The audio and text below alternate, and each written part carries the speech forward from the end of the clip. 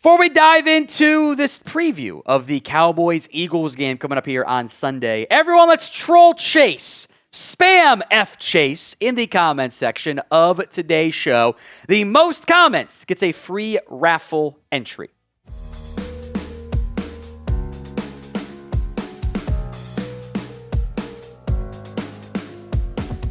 So week 12 is upon us. The Cowboys are slight underdogs at home against a very, very good Eagles team.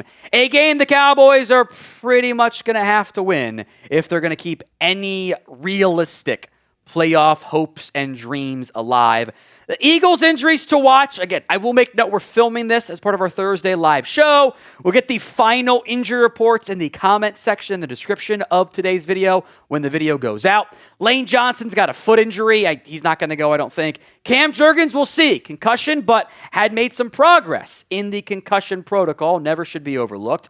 Jalen Phillips will be fine. We'll see if they bring back Miles Hinton or everyone's favorite small, undersized offensive lineman, Willie Lampkin from IR. They are currently on IR. Some injuries to watch. Dak said he's going to be good to go. He did do his media availability on Thursday. That's normally a pretty clear sign a guy's going to go. So I'm not worried about that one beyond the fact that, there's an injury, and that always scares me with Dak. But he'll play, I believe. I think Clowney and Hooker Clowney and Fowler, should all play. Malik Hooker is the one I don't actually know about.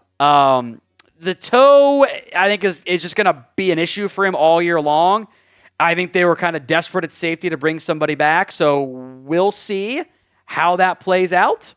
Tyler Smith had the knee injury, so that's worth monitoring, but I think he's going to be okay. I think Solomon Thomas trending towards a return.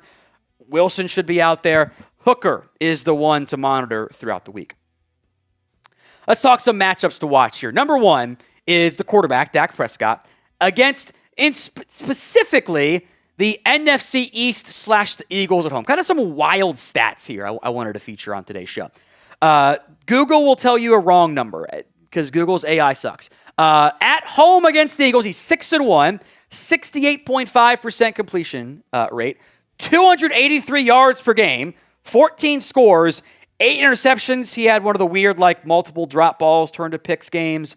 Really two bad games in terms of the interceptions, one of which they came back and won. It was borderline hit that Romo Bills game where he threw all those picks and still found a way to win the game. Most notably, the last time the Cowboys lost at home against an NFC East team while having a healthy Dak Prescott was November 19th, 2017. It's been that long since a healthy Dak-led Dallas Cowboys team lost at home. At some point, that record is going to be broken. And much like how eventually the Giants will beat the Cowboys again, I would not be shocked if it happens this week. But at home against the NFC East, he's 21-2.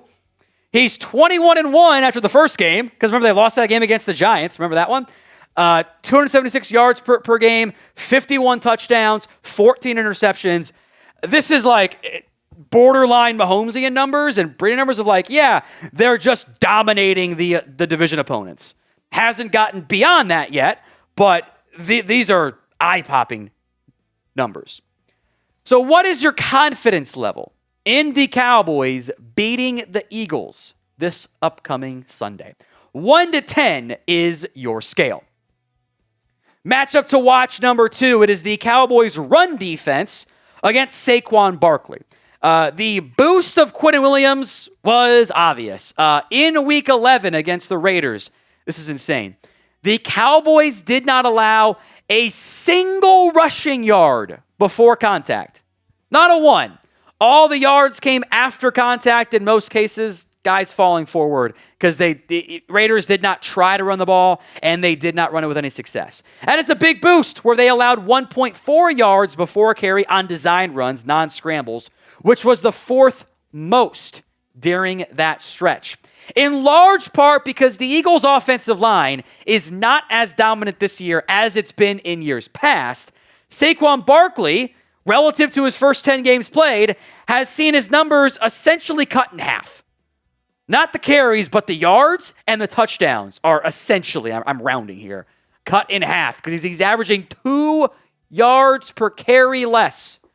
Don't let him get going in this one. Today's show is made possible by Ethos. As a father of 2 kids, it's not fun to think about what would happen if something happened to you, but you do need to be prepared. Protect your family with life insurance from Ethos. Get your free quote at ethos.com/NFL Daily. That's ETHOS.com/NFL Daily. Ethos is a trustworthy company that disrupts the traditional life insurance industry. And as of March 2025, Business Insider named Ethos the #1 no medical exam instant life insurance provider. Ethos is an online platform that makes getting life insurance fast and easy to protect your family's future in minutes, not months. There is no complicated process, and it's 100% online. No medical exam is required. Just answer a few health questions and get a quote in as little as 10 minutes. 3 million families have completed their applications and trusted Ethos to help find the right coverage for them. Protect your family with life insurance from Ethos. Get your free quote at ethos.com/NFL Daily. That's ETHOS.com/NFL Daily. Application times may vary, rates may vary. Links in the comments section and the description of today's show. Matchup to watch number 3. I fully anticipate, just like they did it back in week 1, the Cowboys to deploy heavy amounts of zone coverage against the Philadelphia Eagles. Now, the numbers this year, these are all per per Summer Sports' stats, their advanced stats, which requires the brain to be right, but we'll see. Higher completion rate in zone coverage compared to man coverage, but 1.2 fewer yards per attempt, only 4 touchdowns compared to 12 touchdowns. And by the way, the attempts are completely different. There's been 84 throws against man coverage, 187 against zone coverage. Significantly different numbers on that front.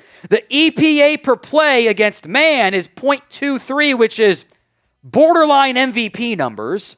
And against zone is 0.01, which is just kind of like, average-ish. It's actually a little bit below average relative to the rest of the NFL. That is a startling difference so far against those two. So I expect a bunch of zone coverage this week against Jalen Hurts, who will not throw over the middle. Pick a QB. DP for Dak Prescott. JH for Jalen Hurts. Let me know in the comments section of today's show. I'm sure this will cause some debates. DP or JH. Matchup to watch here, number 4. It's going to be CeeDee Lamb / George Pickens against Adoree Jackson. Even though they traded for Michael Carter, the Eagles have not really been using him. It's been a lot of Cooper DeJean on the inside at nickel, and Adoree Jackson has still been the number 3 corner so far for the Eagles when they go into those nickel personnel sets. Jackson can't cover Lamb or Pickens. He just doesn't have the game. He's not good enough, and that other cornerback spot has been an issue so long for Philadelphia. They traded for Michael Carter. They traded for Jair Alexander. Alexander stepped away from football. Carter can't get on the field. Jackson's got 6 pass breakups, but the last 2 weeks, Jackson's played the most of his entire playtime percentage snap-wise over the course of the season. 7 catches for a team-high 90 yards and a touchdown on 13 targets faced in that timeline. I bet they try to pick on Jackson, assuming he plays over Michael Carter. Number 5, I'm going to go with the interior offensive line against Jalen Carter. Carter has not been as good this year, but you need your interior offense line to have a game. Tyler Smith, Cooper Beebe, Tyler Booker. You can throw Jordan Davis in this conversation too. The last couple weeks have been better for Jalen Carter, who hasn't had the same high-end, splashy impact that we're accustomed to seeing him have. He's been a little bit more bottled up and contained by some of these opposing offensive linemen that he has faced so far this year. But he's a dangerous player, and one that the Cowboys did not have to face at all after he lost his mind and spit on Dak.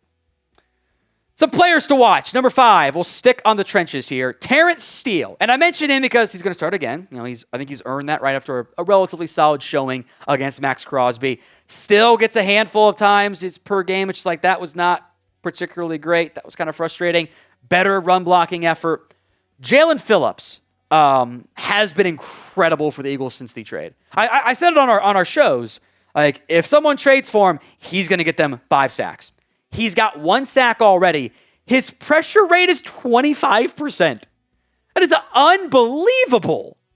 To get that level of pressure is unreal. He is on a heater since he got to reunite with Vic Fangio. Just the 1 sack, but a couple quarterback hits. He has been dynamic. Now, we will be live for the Cowboys-Eagles watch party. Hit that sub button if you haven't already. YouTube.com/CowboysTV. Number 4, how about Kalen Carson?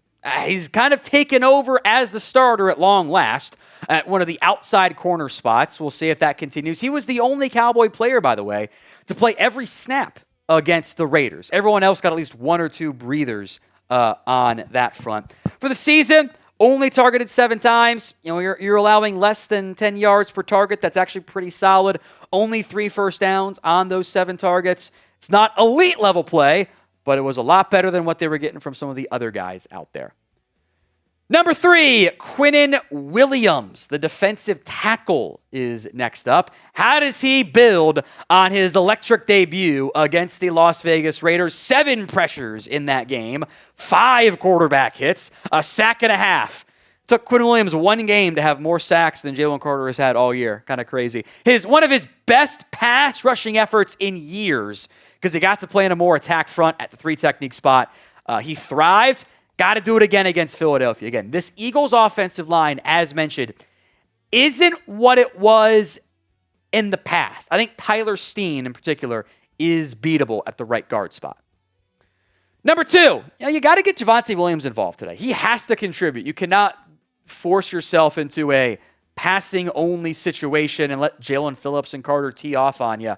Javonte has been far better than what anyone else, I think, was even the Cowboys were expecting.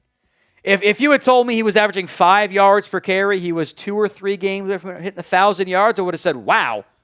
Wait, really? Like, I would have said if this was a mailbag, in July, I would have said, I hope so, but let's not get our hopes up too high. Oh, he has. It's been awesome for the Cowboys. So who scores the first touchdown for the Dallas Cowboys? Let me know in the comments section of today's show.